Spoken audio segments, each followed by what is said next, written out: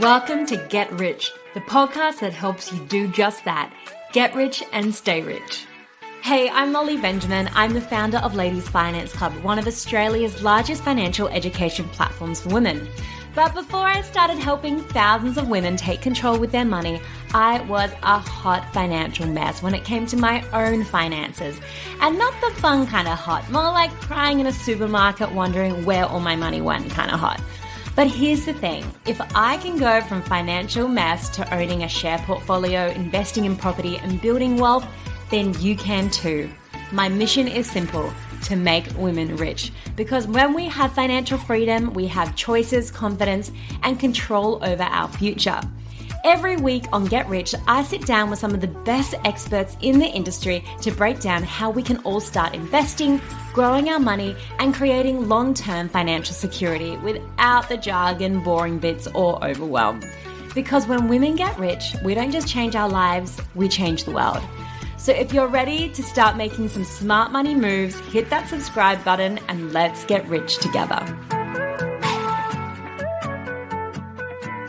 Hey guys, welcome back to another episode of Get Rich. Now, ever wondered if private school is really worth the price tag? Or if public schools can give your kids just as good an education without the six-figure cost?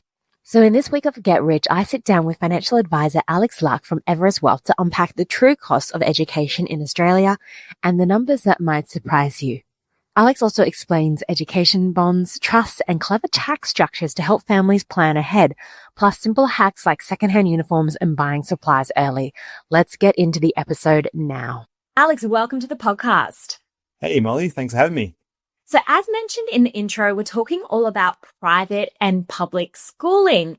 Now, obviously in Australia, we've got those two systems, and one private, that's not paid by the government. So it is a lot more expensive to send your kids there. And then we have a public system in Australia, which is very good as well. So what are some factors that we can think about when we're making that, decision and that financial decision to send our kids to one or the other? Because it does have a big impact on you. Yeah, absolutely.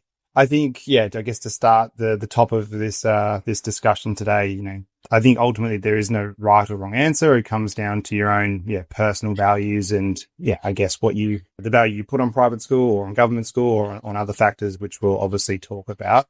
But it is definitely a rising cost that is occurring for a lot of people with, young families or obviously high school age kids. And I read when I was doing a bit of research for this, I think the cost of private schooling has gone up something like 88% since 2010 or something like that. So it's been a significant increase. So, which makes this then, even more topical because it's obviously now an even larger financial decision that a family would have to make if they do decide to go down the private schooling route.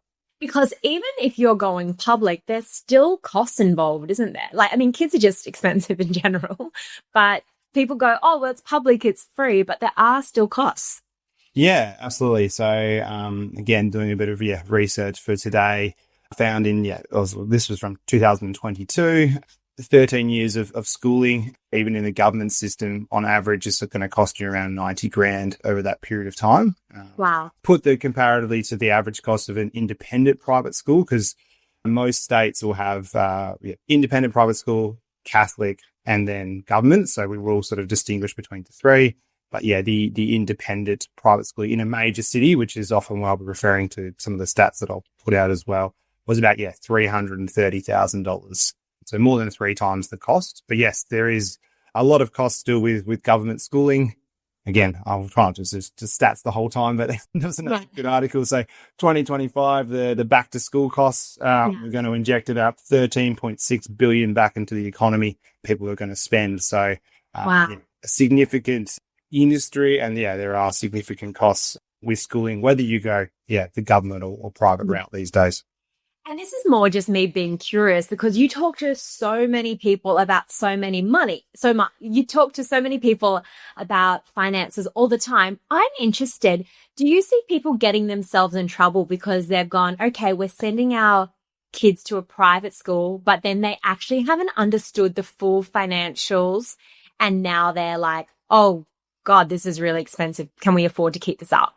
Yeah, I've had a few instances, not heaps, but I've had a couple of instances over the years with clients where yeah, they have gone the private schooling route and then maybe haven't necessarily thought it through. I guess the ultimate impact of that, and then it is sucking up a lot of their take home pay to keep those to continue to pay those tuition fees at that sort of schooling. So I think it is, and obviously then the last thing they want to do is be pulling kids out of school as well. So it is very important to, as much as possible, do some pre-planning, particularly if you are thinking, obviously, again, the private school route, because it is going to cost a fair bit more than the government option. So going into that planning, how can we do that? As a financial advisor, obviously this is just information, education, not advice. Please see our disclaimer. But as someone who's going, okay, I think I want to send my kids to private school, what can I do now to make sure that when that time comes, if they're like a few years off, they're going to be in a better financial position? Yeah. So in a perfect world, which I think a lot of the time, if you're having kids, generally where you're living is generally where you're going to be staying longer term. Okay. Not always, but generally. So you're generally going to have an idea of obviously the area that you're in. So therefore you're going to know which schools you potentially have access to as well. So when we work with you, we sit down and sort of have that conversation. Like, do you have a particular school in mind or multiple schools in mind? If it is multiple schools, we will then use the fee schedule of just the most expensive one. So we've obviously covered that off. And then ultimately, the earlier that you can then plan to potentially incur these costs for the schooling, the easier it will be then to fund these costs when they do come up. So, we talk about basically the earlier or the more on the front foot you can get to begin with, the easier it will be, because, some of those top end sort of, I guess, more elite private schools where you'll pay anywhere from 20 to up to 50 grand. I think one goes for these days in New South Wales. That's a lot of money. And remember, that's after tax dollars as well. So there's no tax deductions, unfortunately, for private schooling fees in most instances, unfortunately. So that's a lot of money that you have to pay. Yeah. So I guess if someone's going, okay, great. No, we've decided we do want to do private school. It's going to be X amount per year. Is that when you guys would look at, okay, what can we invest in? Or is there a fund or a trust or education bonds? What would kind of be some of the options people can look at? And obviously we have done a podcast recording with how to invest for your kids, which you can definitely check out with Daisy. But I guess if they haven't listened to that, what are some things they can be thinking about? Yeah. So again, the earlier you can start, the better. So again, to just throw out some hypothetical numbers, let's say, you've decided on private schooling, you want to go sort of mid-tier private schools, let's say 10 grand a year or thereabouts. So I think, which will be above the median. I think the median for independent, don't quote me on this, from what I read the other day, I think it was about 7.5. So a little bit above the median. That's across the country, by the way. So say you put down 5 grand when the child is born initially, and then you invest $500 a month in just say a broader market, sort of a stock market index. So averaging sort of 9%. And a lot of, I guess, the conversation that we'll have with clients as well is around, like, do you want to do private schooling for their entire schooling? Or a lot of the time people will do public school for primary and then private high school. So let's take this example of doing private high school. You invest that consistently for the first sort of 11 years. So now they're about to turn 12 and going into high school. And you would have approximately $130,000 at that point in time based on a 9% return, which then would more than cover the tuition. So you could stop at that point in time, and that's easily going to cover the tuition of, say, that hypothetical school. So now coming back to your question around, like, is there other structures or things that you can do as well?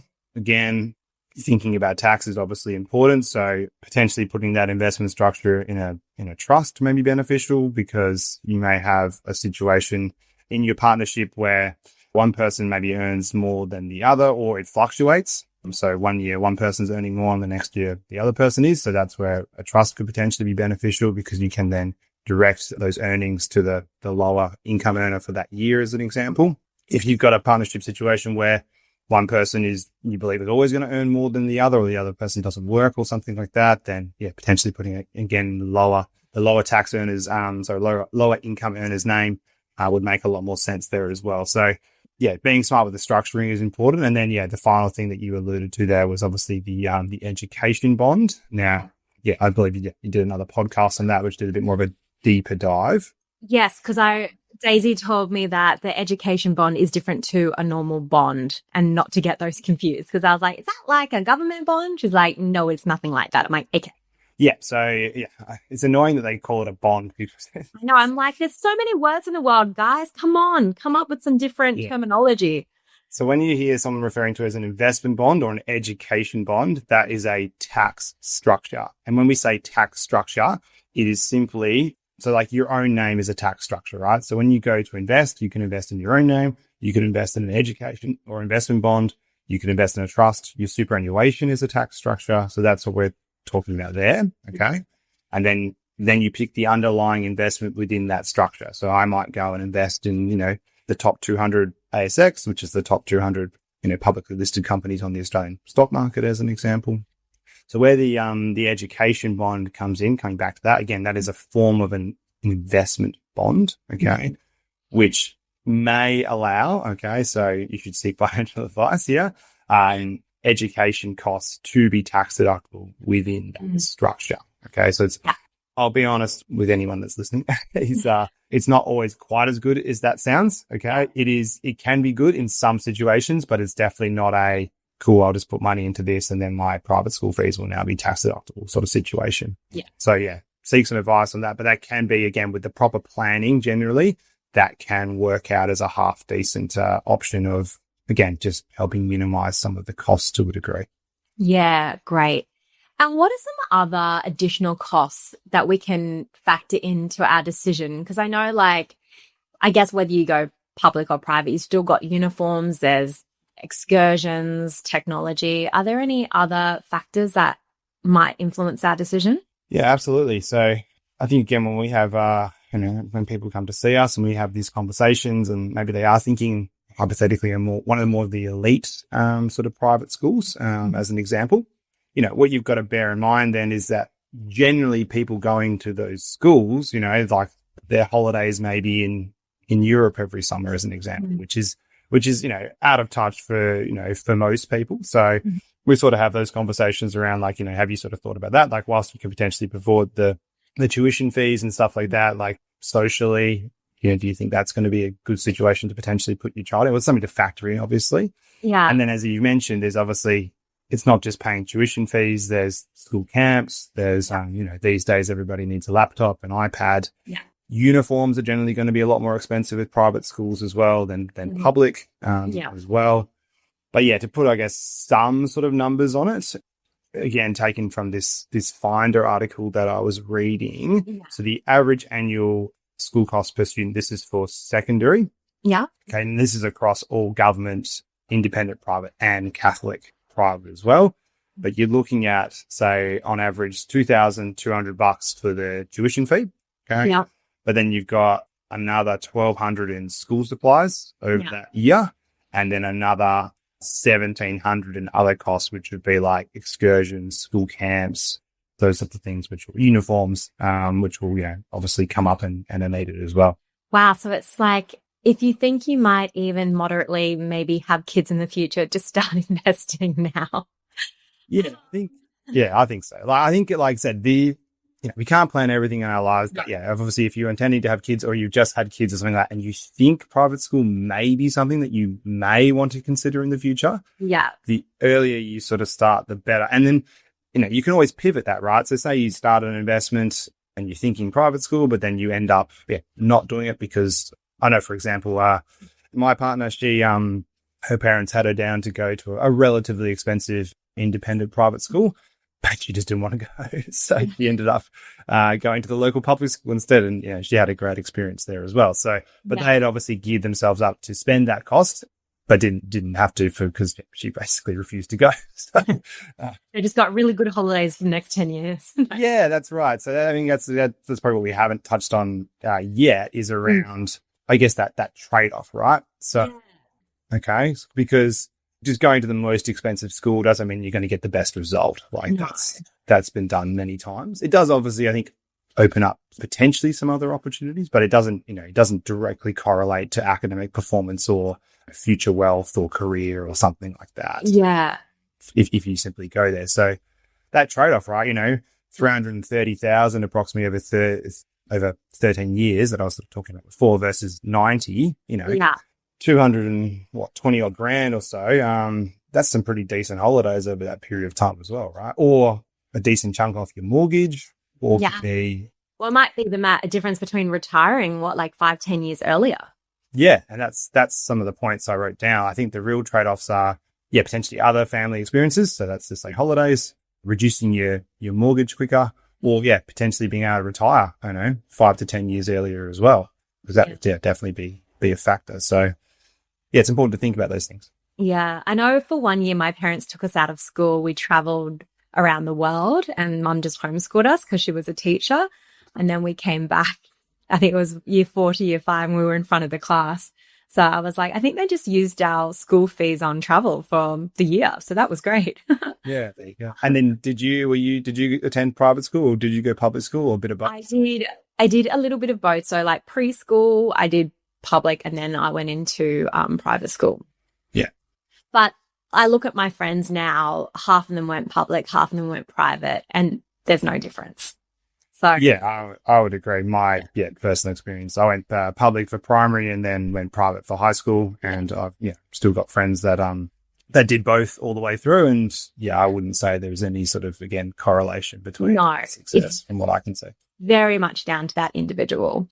So I would love to know, I mean, we touched on it earlier, but what are some common mistakes people make when budgeting for private education? Is it that they just don't budget enough, or they don't have a full understanding of all the costs? Or is it actually not getting good advice? Yes, I think it's a bit of both of all those things, and some of the things we've already touched on, but to sort of, I guess, summarize it, relatively simply, it's often, not starting or planning early enough. So again, not thinking about it when there's obviously lots to think about when you do have a brand new baby and stuff like that. But the earlier you can sort of have that school sort of conversation, or those thoughts around what you may want to do, the better, because again, you can, it'll cost you less and less effort to then build the school fund hypothetically. And then I think, as you've touched on as well, it's not thinking about all the other costs. So just simply focusing on that school's $15,000 a year. That's what we need to factor in. But as we've sort of gone into some of the numbers today, you can not so much double it, but say in that instance, you'd probably add another 10 grand for uniform, school camp, excursions. So it's not 15 grand a year. It's actually 25 grand a year. So yeah, gosh, that is a lot. I know, even just obviously, as you mentioned before, capital city versus regional Australia. I grew up in regional Australia. So sending kids to regional Australian private school looks very different to sending them to a private school in Sydney. Huge difference. Yeah, it's kind of crazy. I think it was the most expensive independent private schools were in New South Wales. The most expensive government schools were in Victoria, and the most expensive Catholic schools were in Canberra. Oh, wow. Okay. There you go. And I actually knew we were having this chat. So I reached out to our audience and I said, what are some of your tips for, when it comes to school time? And quite a few people were like, you can always buy a secondhand uniform, or you can do a uniform swap. They said as well, you don't need to, you don't need absolutely everything on those stationery lists, on those school lists. And then what was the other big one? Oh, yeah. Very unhelpfully, someone said, just don't have kids. That's my biggest. Well, that would be a big saving there. Yeah. On those things, how you can try to, again, minimize the impact of these costs, right? So I think, the things that you said are really good, along with I think, buying a couple of the sizes up if you can, right? As well. Again, somewhat starting the back to school shop earlier than later will be better, and hopefully a bit less stressful. So just try to minimize those as much as you can. But really at the end of the day, if you are going to private school, you are going to pay more. So making sure that you are prepared for that mentally and financially as early as possible. That's really the best thing you can do. Love that. So again, there's no right or wrong answer here. It's very much down to personal preferences and personal finances. But if you are thinking about maybe sending your child to private school, it might be worth just sitting down with a financial expert to work out what do these figures actually look like, and then how is that going to affect your overall budget and lifestyle. Yep. Well, Alex, thank you so much for coming on the podcast and talking to us about private versus public. If you have thoughts on this, we would love to hear your opinion. Head over to our Facebook group, Ladies Finance Club Money Chat, and do share if you've got any strong thoughts, preferences, stories, pop them in. We would love to hear from you. A big thank you, Alex. And Alex, if people want to hear from you, they want to maybe have a chat with you, where can they go? Yeah, so I think as you mentioned at the start, I'm from Everest Wealth, so we're a nationwide financial planning company, and yeah, we effectively specialize in helping people from Generation Z and millennials. So most of our clients are potentially thinking about having children at some point in time, or maybe they've got small kids already, or even if they don't want to have kids, that's fine as well. We can definitely help with that because, as you mentioned before, you'll have more money that way too.